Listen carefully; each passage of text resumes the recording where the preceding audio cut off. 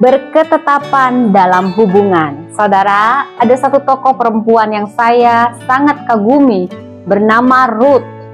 Dia adalah suatu teladan yang sangat menginspirasi, teladan besar dari kitab suci yang menunjukkan seseorang yang punya kepribadian yang berketetapan hati dengan teguh. Tahukah saudara, bila kita membaca dari Ruth 1 khususnya ayat 16, perkataannya yang powerful terhadap mertuanya Naomi. Dia bilang dengan tegas ya, "Jangan desak aku untuk meninggalkanmu. Kemana engkau pergi, kesitulah aku pergi. Bangsamulah bangsaku, Allahmulah Allahmu." Ini sangat powerful. Dia tidak peduli.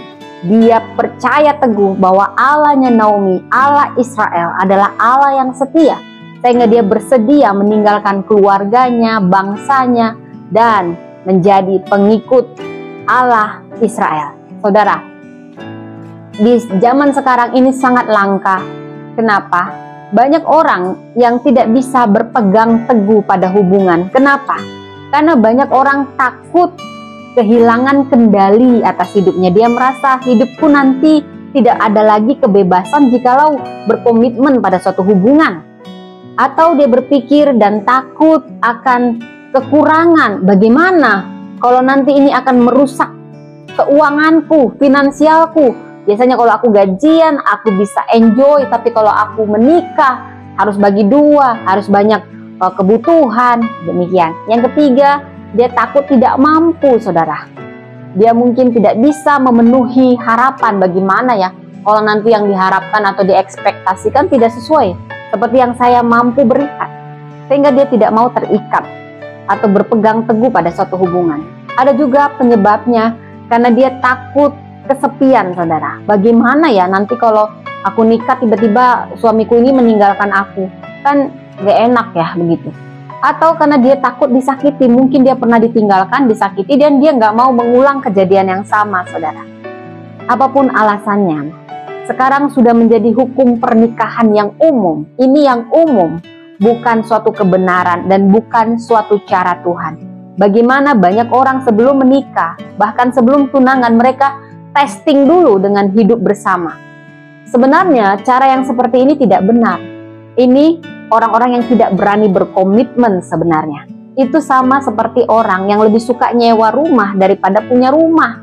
Kenapa? Karena mereka tidak siap kalau rumah yang mereka sewa adalah rumah yang bermasalah, yang punya banyak kebocoran.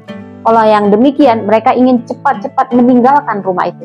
Jadi dia tidak mau diambil atau mau berkomitmen untuk rumah yang dia sewa. Demikianlah hubungan yang sementara, yang coba-coba. Saudara, penelitian justru membuktikan bahwa kurang lebih 19% pasangan yang sudah tinggal bersama lebih dulu sebelum tunangan atau menikah justru mengalami perceraian.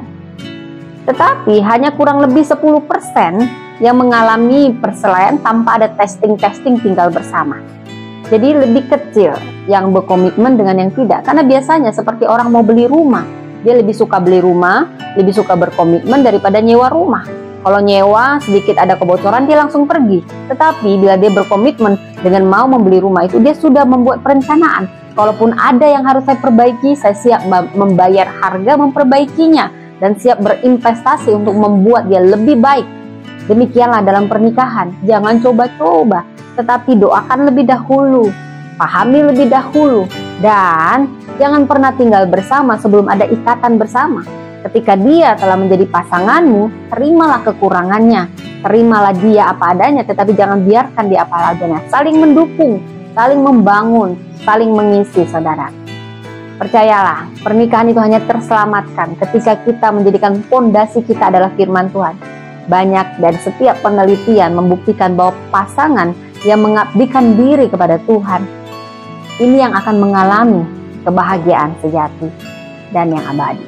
Tuhan memberkati.